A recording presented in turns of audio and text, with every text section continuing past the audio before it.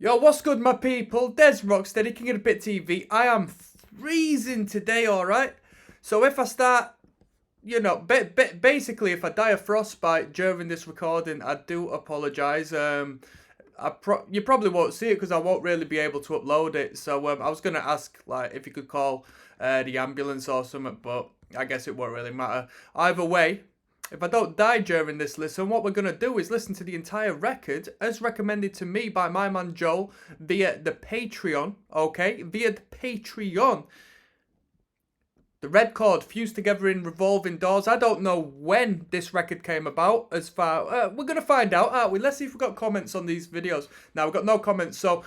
What do I know about the red chord? Not much at all. I know they had a comical interview recorded with...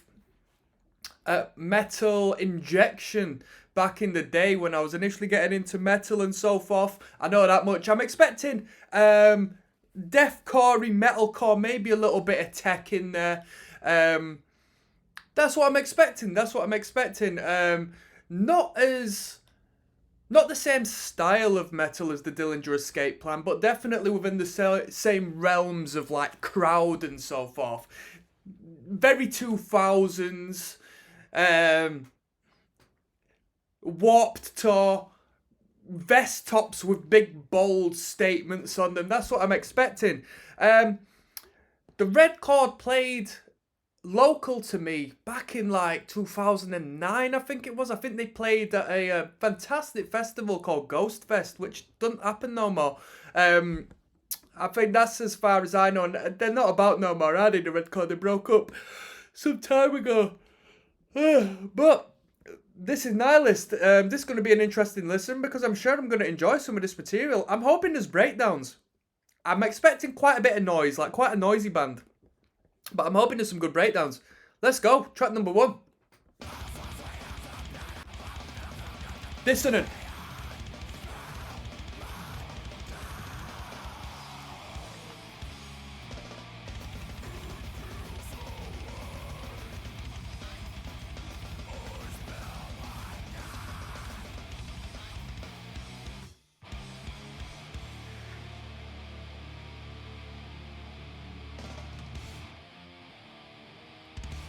Hardcore.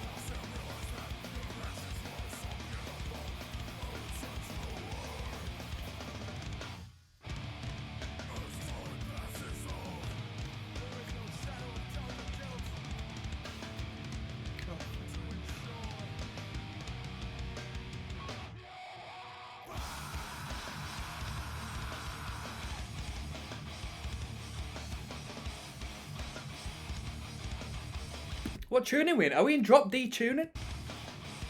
It sounds like it's a heavy band, but I feel like they're only tuned to drop D.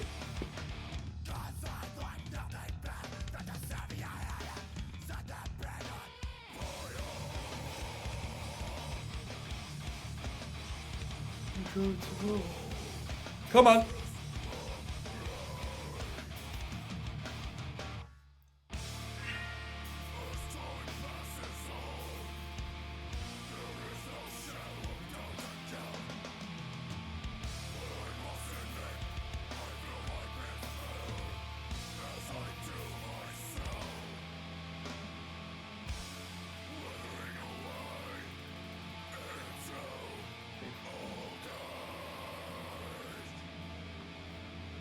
Come on.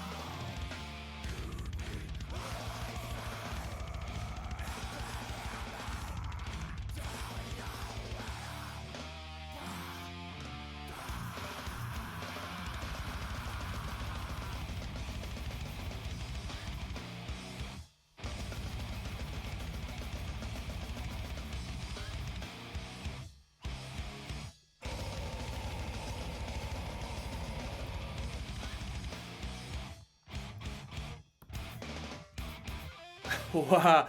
There's a lot of stop and start. There's a lot of frantic energy. We went through about 20 different sections in that one tune. Very cool, very cool. Some good ideas. I'm a guitarist, right? And I don't. It's hard enough for me to hit squealies as accurate like that, like when it's drenched in distortion. I don't know how they can have such a tight guitar sound and still hit them squealies like that, like with such audacity. I don't know how the guitarist does that. That's pretty cool. It sounds like the sort of band that would use a noise gate, if anybody's aware of that. Because it's so tight. Stop and start. Dun, dun, dun, dun, dun, dun, dun. We had a nice variety of what? Death metal, deathcore, little bit of hardcore in the fast section, like relatively punk power chord driven section. Cool stuff. Let's continue moving. We've got that certain special ugly coming up next, alright? There's Rocksteady King of the Pit TV, track 2 of 11. We're listening to Fuse Together in Revolving Doors by the Red Chord. Let's go.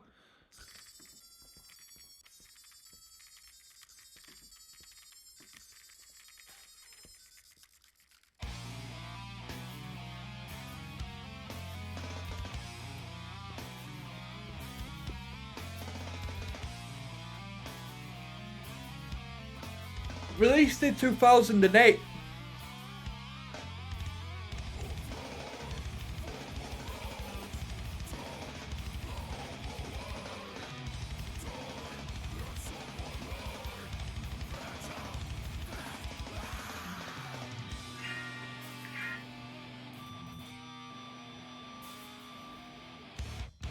Come on. Wow.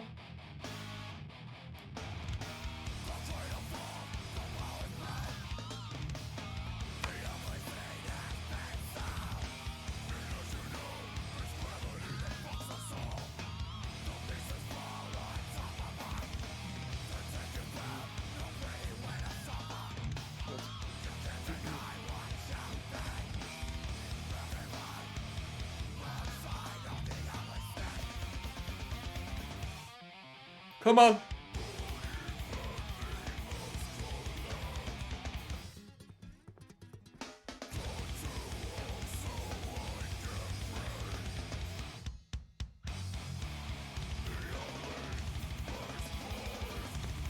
Arguably, it's tech deaf. You know, arguably, it could be tech deaf. Half of it is pretty tech deaf-y. I mean, it really, I think the high vocals in particular, them high sort of shrieking vocals are somewhat, you know, adjacent to deathcore, you know? Because let's be real, it's a deathcore vocal, isn't it? It's funny how we call it a deathcore vocal as opposed to like a death metal vocal when there's no core in it, really. It just is what it was. Sign of the times, eh?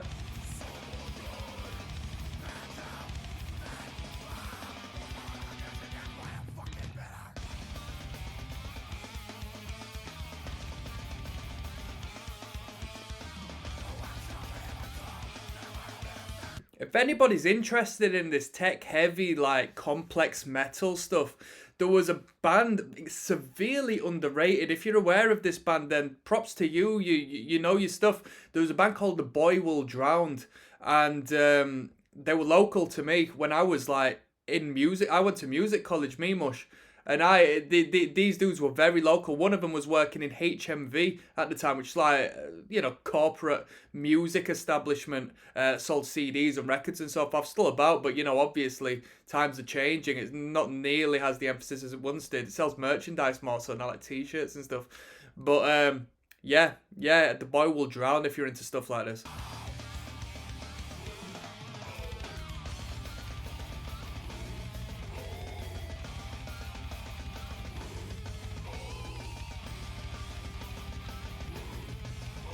We're slowing down.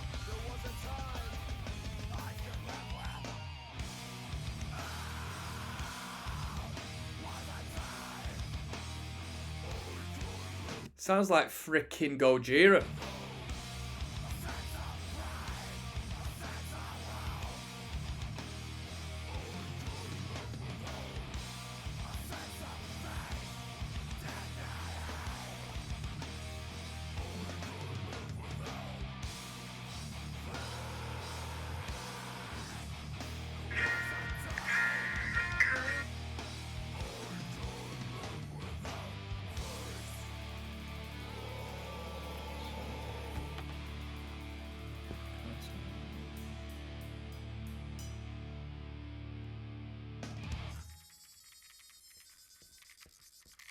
That was that certain Special Ugly. Man, complete spastic metal.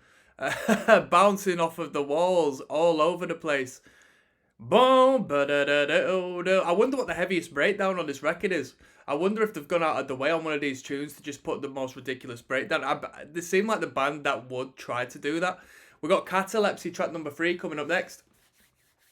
There's Rocksteady, King of the Pit TV. We're listening to the Red Chord. Catalepsy is the name of this track. It's track 3 of 11. Let's go. Come on. Ba ba ba ba ba. Come on.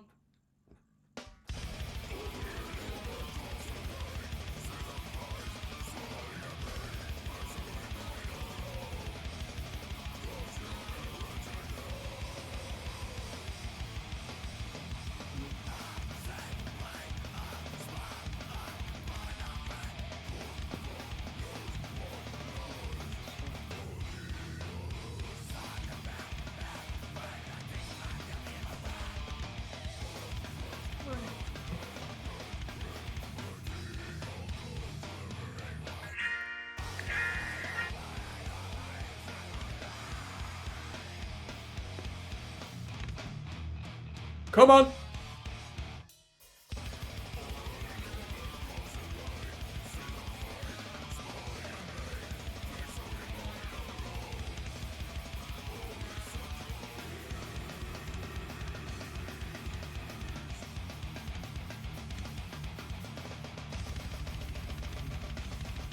So many blasts on this one, eh?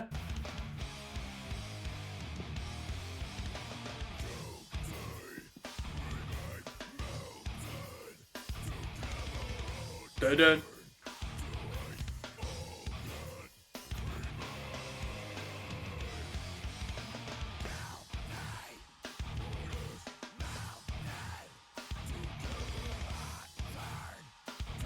What is that? Is that a china that's getting slapped right about now? It sounds like it's been placed in the middle of an empty cavernous room. Stands alone.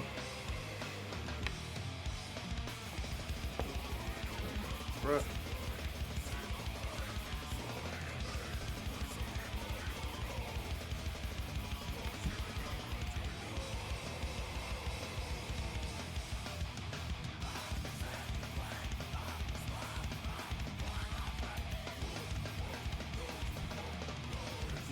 Ma ma ma ma.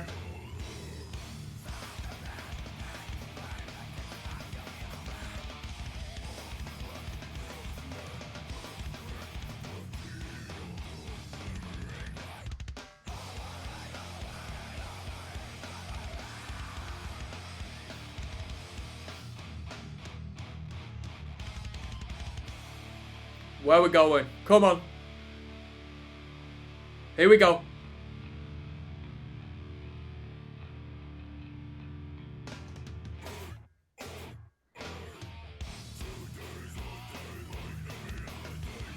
Sounds like suffocation.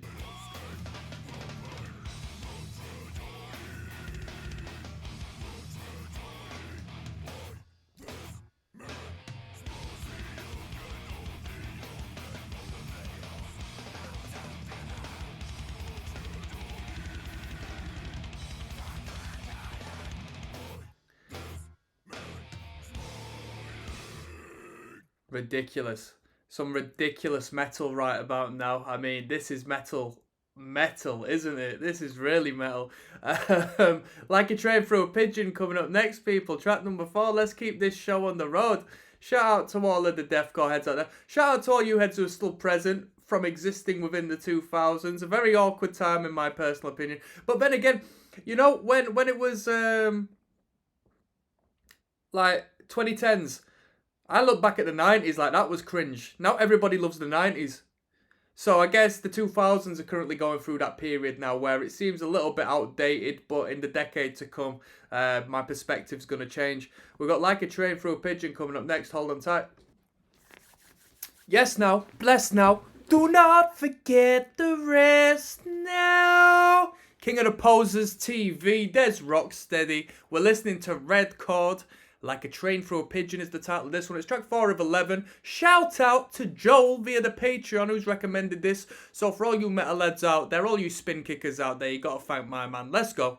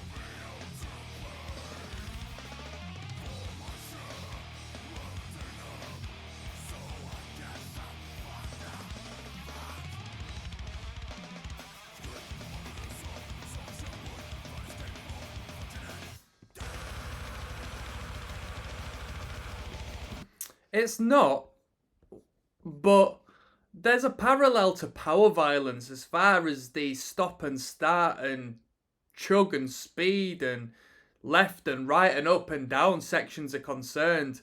You know, you have to be tight as hell and bopping your head would be hard at times, I'll tell you that much. Also, I think the more modern band Vane sort of takes a leaf out of this book of that sort of perspective of writing. Here we go, come on now.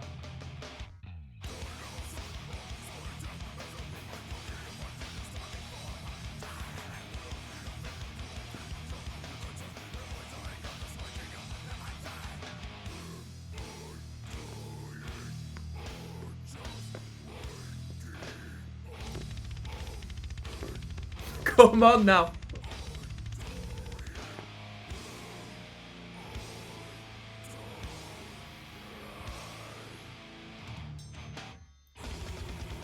Yo, I already know these dudes are a fan of Suffocation and Fetus. No doubt.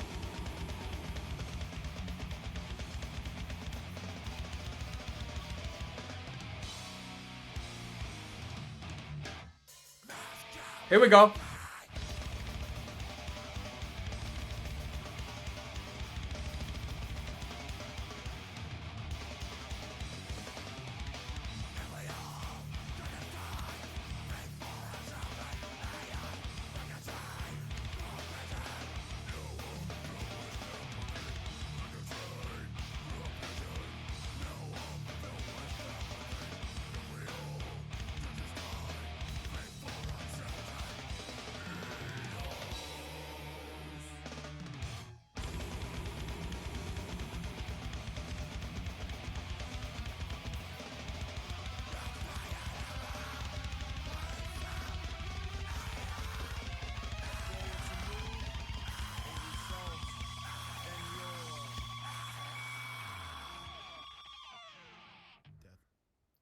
That was a good tune. Probably my favourite one so far. Probably my favourite one so far. For that little beatdown-esque section. I like that bit a lot. I like that bit a lot.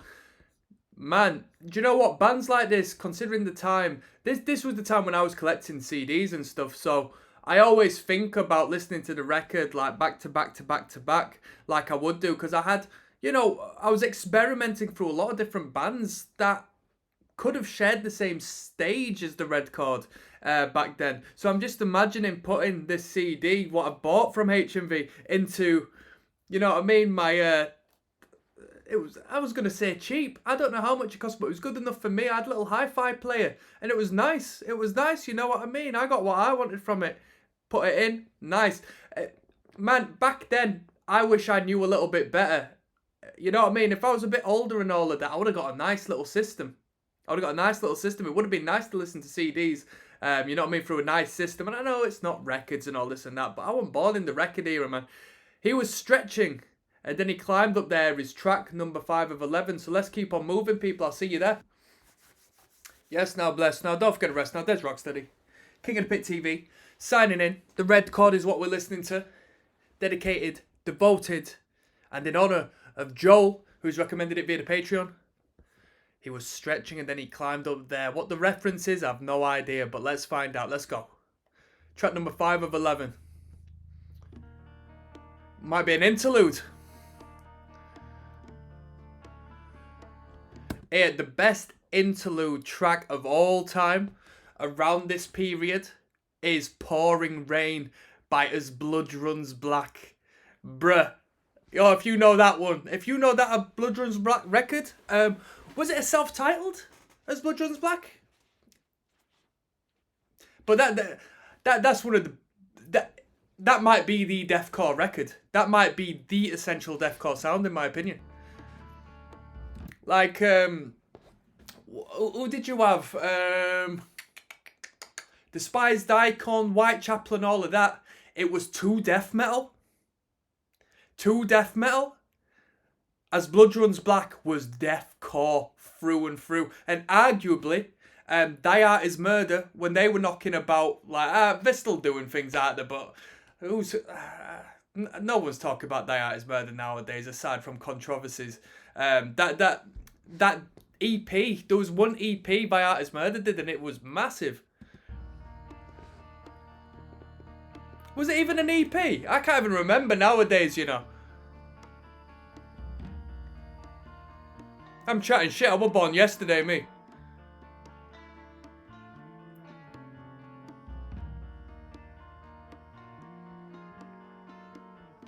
We're going to listen to Breed the Cancer afterwards if this is just like a bridging track. Alright?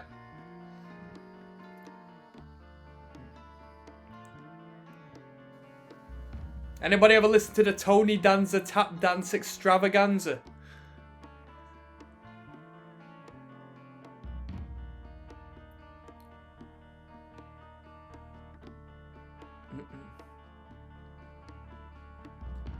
Bruh, there's a new Darkness music video 7 days ago.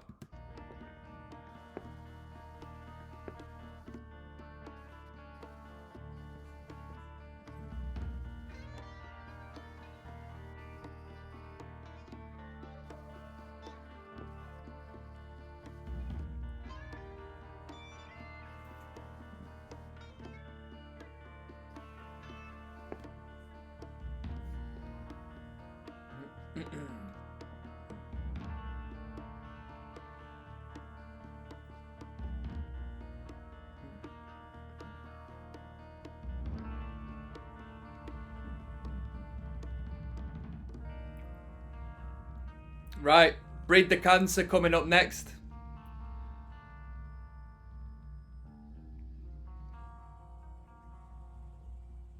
Are you ready? Are we going to have an advertisement, do you think? I chose Wix for... And free. Let's go. Someone said they like the advertisements. Part of the experience, huh?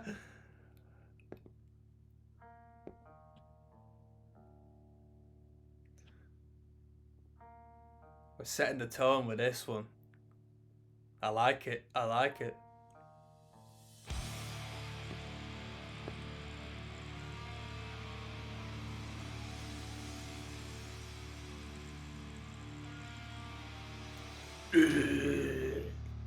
Come on.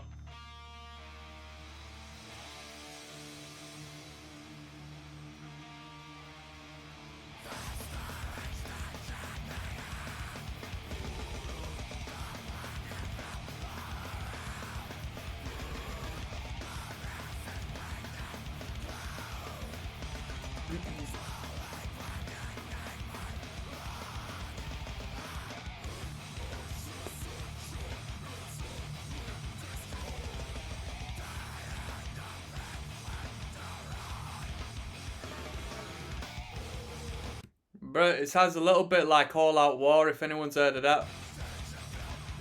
It sounds like one particular all-out war song.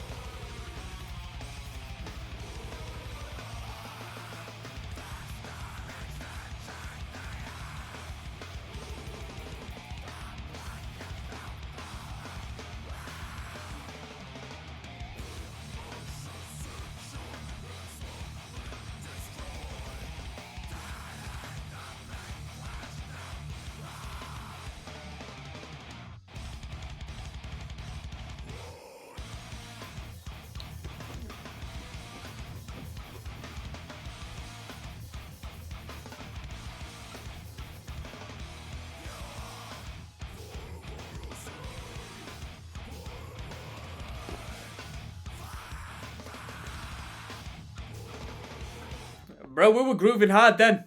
You can't say we weren't grooving at the end of that track. That might have been the best riff of the record so far.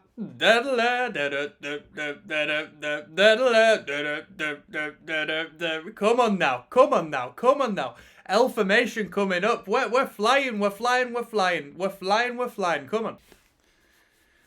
Yes, now, bless now. Don't forget the rest now. Des Rocksteady at King of the Pit TV. We're listening to the red chord. This is entitled L Formation. Without further ado, let's go.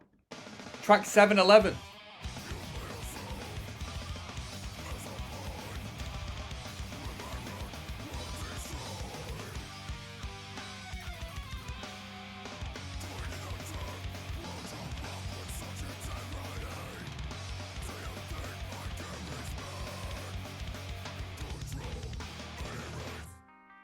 Ooh.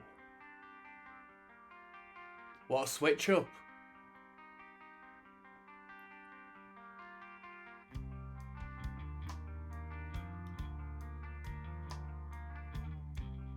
Ba-da-da, da-da.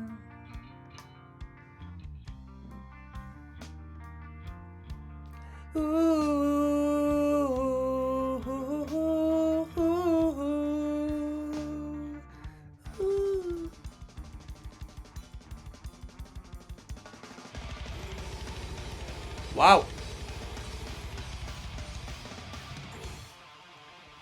But I don't think I've ever heard a blast beat played in that dynamic before. That was very cool. That was very cool. Go put some respect on it. Put some respect on it.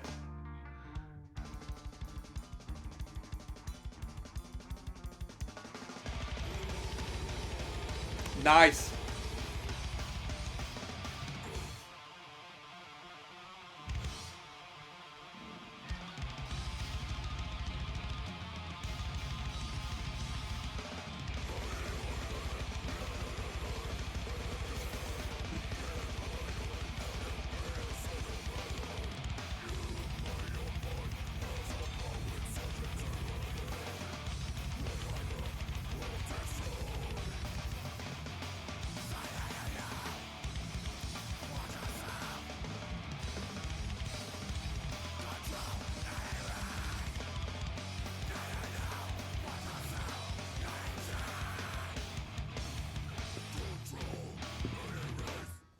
Wow, wow, that was a complete tornado of sound. That was such a varied and frantic number. That one, Dreaming in Dog Years coming up next. 35k views. I was gonna say I remember the title of this one. I think this might be one of the Red Chord's more popular tracks. Well, the numbers state so, but I think when I say more popular, this might be essentially the Red Chord's most popular track. Am I right in saying that? Because Dreaming in Dog Years is a title I remember from back in the day. Des Rocksteady, King of the Pit TV, track 8 of 11. We're listening to the Red Chord. This one is Dreaming in Dog Years. Let's go. Shout out to Joel for the recommendation via Patreon.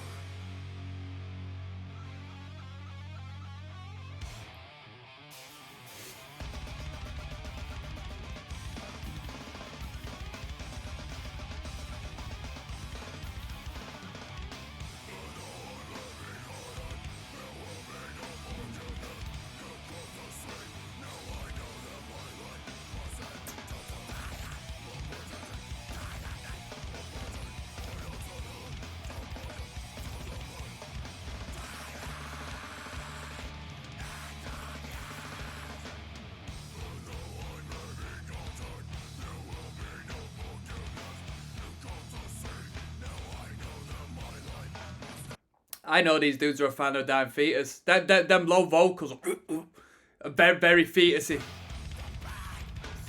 Let alone the slam-esque bits, you know what I mean? But I can also give ratings to Suffocation for what I've been hearing.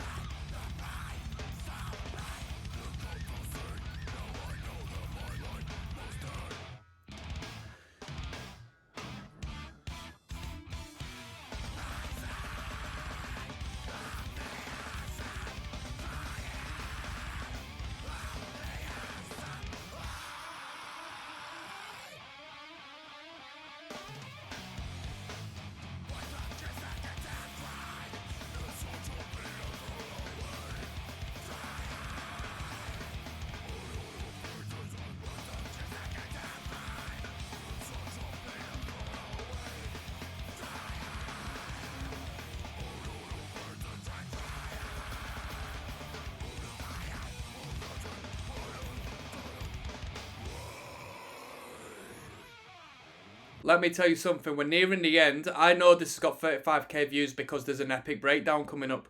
I'd be very, very surprised if there's not an epic breakdown coming up. I would be very surprised.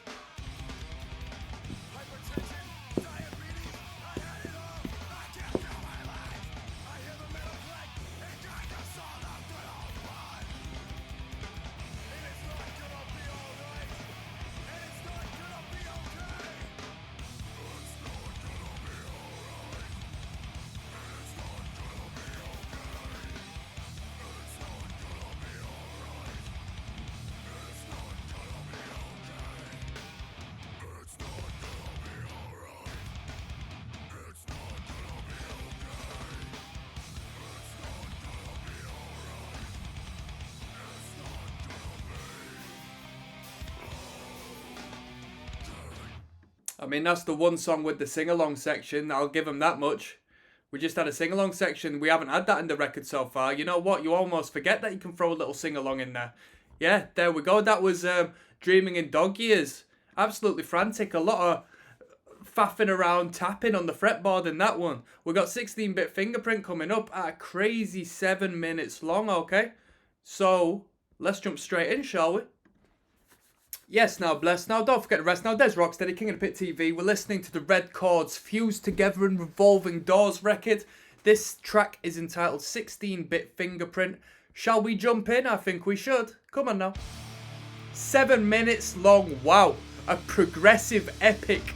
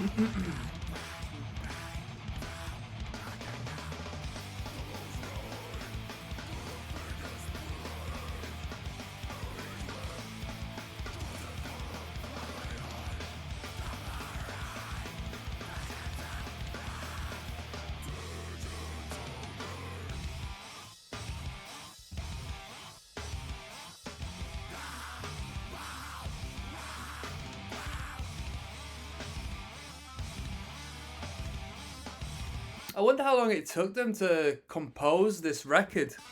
And I wonder how much the studio time was.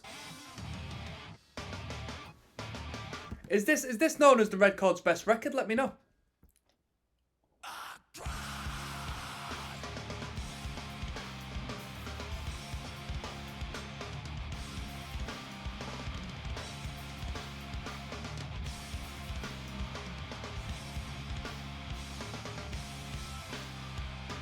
In the related videos, I got a track called Looking Glass by a band called The Birthday Mass. I can see my own breath, it's so cold here. By a band called The Birthday Massacre. I bought possibly that album back in the day. I just thought The Birthday Massacre sounded brutal as hell. I think it ended up being like some goth band or something. Like, it just wasn't metal whatsoever, which was crazy. How upsetting.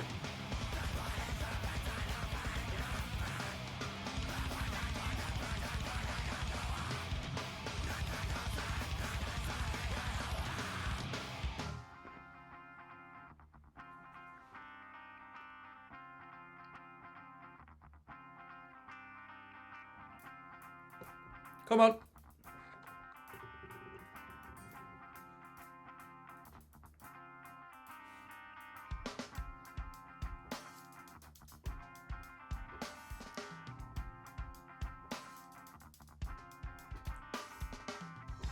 The drummer's jamming out here.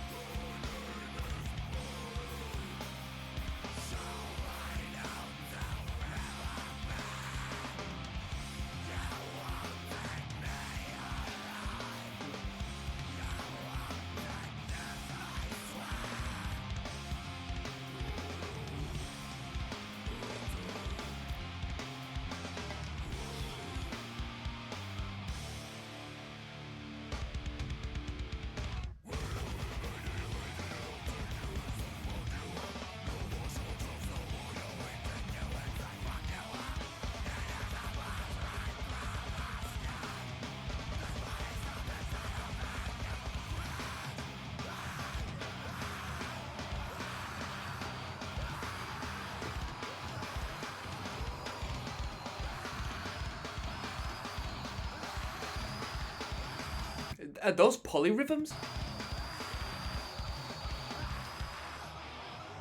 Just fell apart there, eh?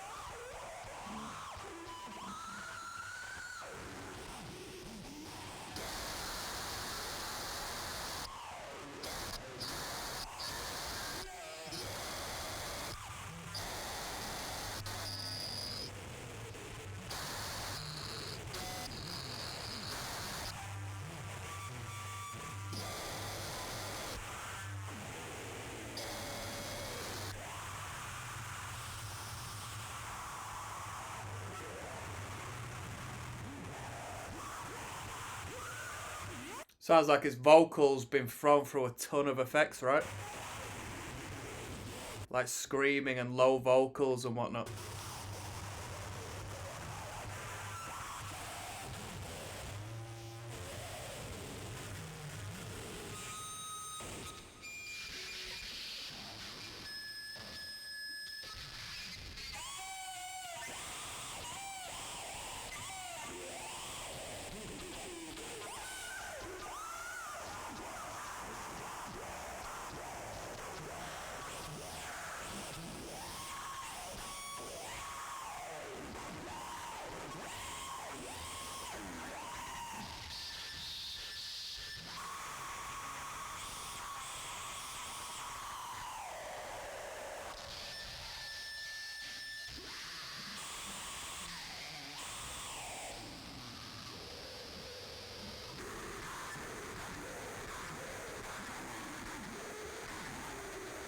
I'm not gonna lie to you, this bit's shit is very self-indulgent.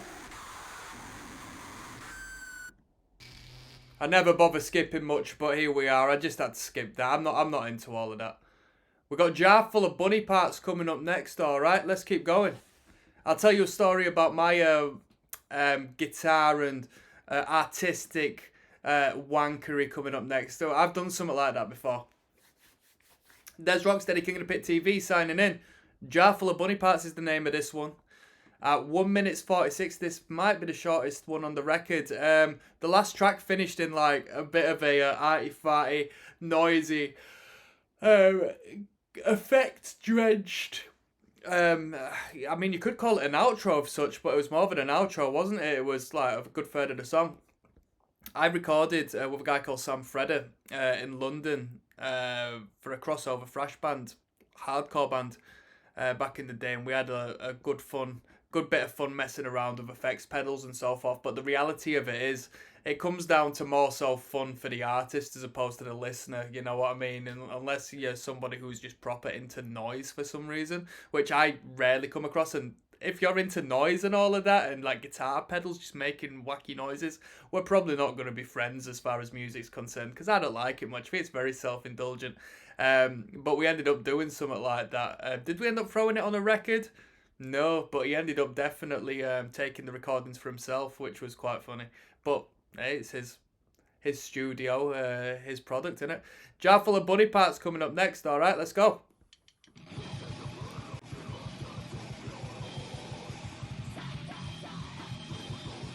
Are these demos now? Was track number 9 the outro to the record? That would make sense, because the quality on this is pretty dire. This must be a demo.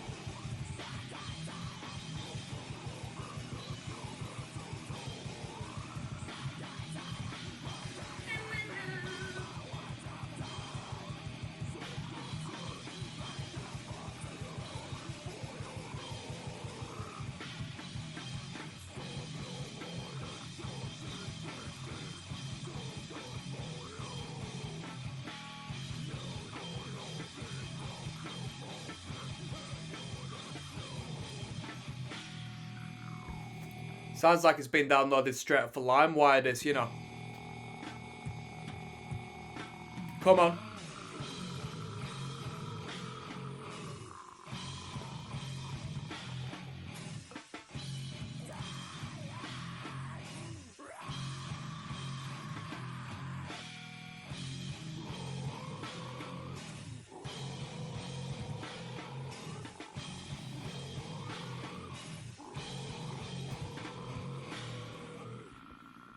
Them vocals, them gutturals sound absolutely disgusting on them recordings.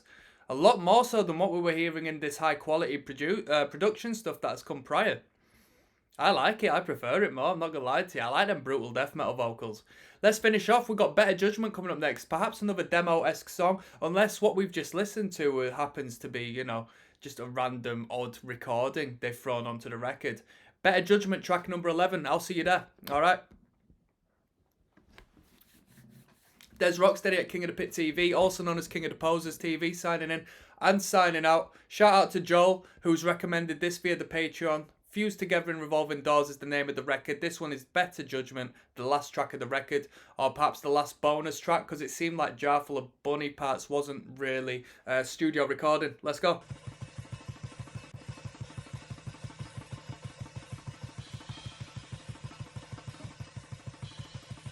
That's crazy.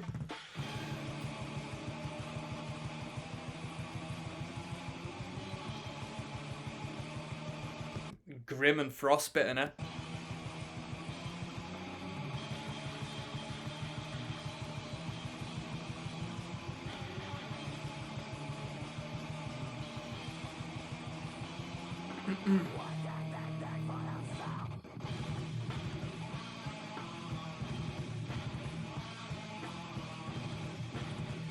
ma.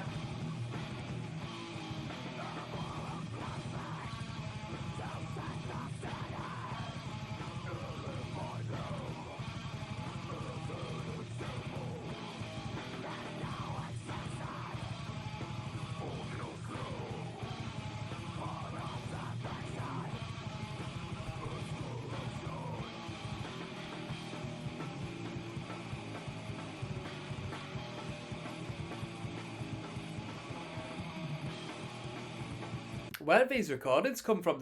They're a lot more brutal, they're a lot more hardcore, you know.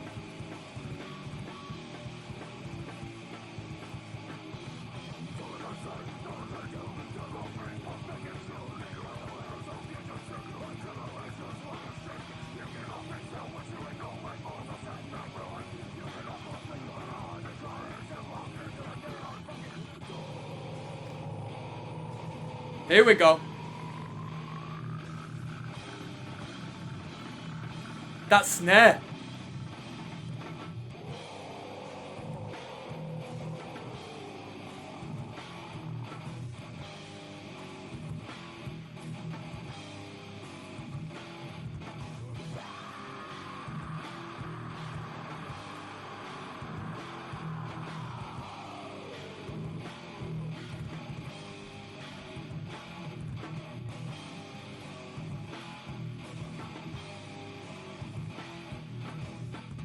That snare drum sounds ignorant as hell, man.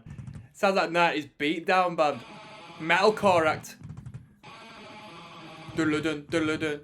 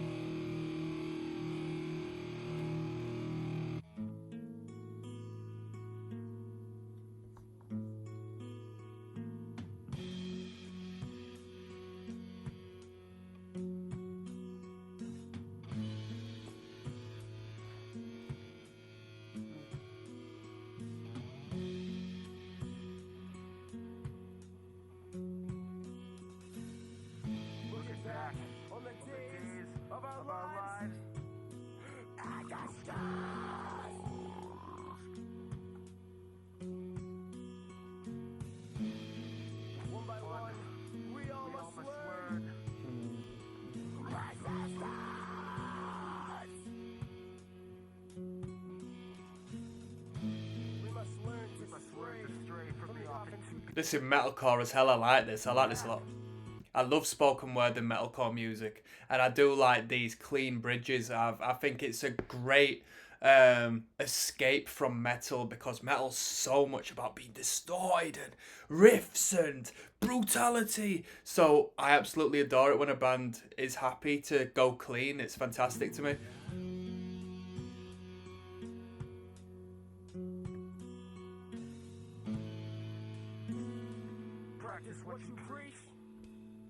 Alright, Rage Against the Machine. Here we go. Here we go. Ooh. Where are we going? Building tension here. 1, 2, 3, 4.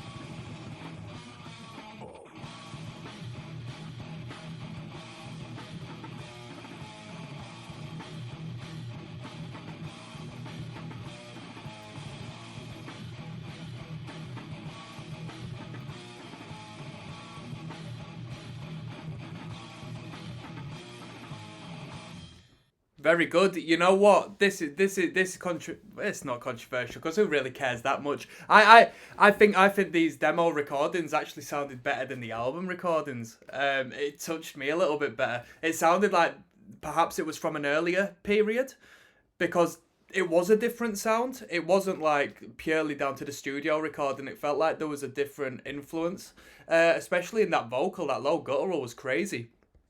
I thought that was a good tune. That was a good tune. So I'm going to finish off there. I'm going to do one last video where I give an overview of this record. I'll tell you my final thoughts and I'll rate it out of 10. Alright, I'll see you then. Yes, now, bless now. Don't forget the rest now, people. There's Rocksteady at King of the Pit TV signing in live and large. Yo, I just listened to the Red Chord. I listened to their album Fused Together in Revolving Doors. It was recommended to me via Patreon by Joel. Joel N. Alright, respect to Joel. He's plugged me on a couple of half-decent metalcore acts at this point, and this is definitely another exceptional band he's put me forward to. I'd never listened to the Red Chord prior to this. I had an idea what to expect. Within reason, I knew it was going to be like 2000s metalcore Warped Tour stuff, because that's what I associate them with. It was good. It was good. We had a blend of like tech death, traditional death metal, slam death metal, hardcore, like mosh hardcore, metal hardcore, and a little bit of 90s metalcore in there. It was good. It was a good record. It was an interesting record. It was very frantic. There was a heap of ideas. You listen to a song that was like 2 minutes long, 3 minutes long, and you'd have about 20 different riffs and ideas in there, and they'd just be bouncing off one to the other, to the other, to the other. So a lot of thought and effort in the writing when it's come to this record. Very frantic. Me, generally, I'm not too into frantic music like that. I like a little more structure, or at least, a little more of a casual structure to it. But I wasn't complaining. I thought it was a good record. We had fast moments. We had technical riffing. We had death metal riffing. We had breakdowns, if not the odd arguable beatdown section within the band. Very cool, very cool. Does it seem a little outdated? I think so. But I think in the decade to come, we'll look back at this era and sort of appreciate it more so, because in the 2010s, I referenced this during the listen through, and I have uploaded all of the songs to this channel by this point, by the way, people. So if you're interested in seeing what I thought of it song by song, reaction wise, check them out. But I feel, in the 2010s, I personally and the people around me look back at the 90s as if it was a bit corny, but now everybody loves the 90s. So I think the 2000s will definitely have a resurgence come a little later into this decade. It tends to be the pattern, right? So it was cool. Vocals were cool. Very deathcore on the high vocals. Definitely a sign of the times. It was beyond deathcore, though, and it was beyond metalcore. Arguably it'd be tech death, you know what I mean? It was very tech deathy at times, not to the grand, showcase of what tech death can be, but it was very tech death at points. That's all I've got to say in regards to that. Didn't really hear the bassist whatsoever in this record, if I'm to be honest with you. Put some respect on the guitarists. Very guitar driven band. The drummer did their job to a T. I've got no complaints on the drumming. Vocals, very cool, very good. This playlist I have has 11 tunes. I assume the last 2 tracks are bonus demo material from an earlier time. The quality was nowhere near the first 9 songs, and the last of the first 9 was 7 minutes long and ended in this like extended bridge noisy section, so it makes sense that was the last track on the record. But yeah, the last 2 tunes I actually really liked, even though they were a bit naff production-wise. I liked the sound and the ideas they had going on in them 2 tunes. That was a little more down my street, to be fair with you, as opposed to like the more modernised, frantic energy that was provoked during during the rest. As far as rating is concerned, I normally rate these records out of 10. Sometimes I bypass that, sometimes I bypass it, and I'm not going to rate this record because I feel I would give it injustice purely out of reference of my own personal taste, because I do appreciate the record and I know there's talent in there. I know a lot of people who would love this record and do love this sound. I referenced a band called The Boy Will Drown as I was listening to this record, because I came up in this period, I was a little more attuned to deathcore as opposed to this more frantic stuff. But there was a lot of frantic elements in a lot of deathcore music at the time. But it was a band called The Boy Will Drown, which were pretty tech. All right, my best mates around this time were involved in tech death bands, which incorporated like drop C, if not drop B tune, let's call it drop B actually, like low denominator, dissonant, deathcore breakdowns and whatnot. Great times, and it reminds me of them times. This record reminds me personally of time. I know it's a review of the record, but I want you to have insight onto me and how it correlates with me, because we all share a different, well, we share an experience, but we all have a different experience with the music we listen to, dependent on where we come from and our perspectives and our perception of what we're listening to and what we're hearing and what we're visualizing through our mind's eye. This is a record I would have bought, or a CD I would have bought when I was buying CDs, physical copies at HMV when I was younger, and I'd put it into my album.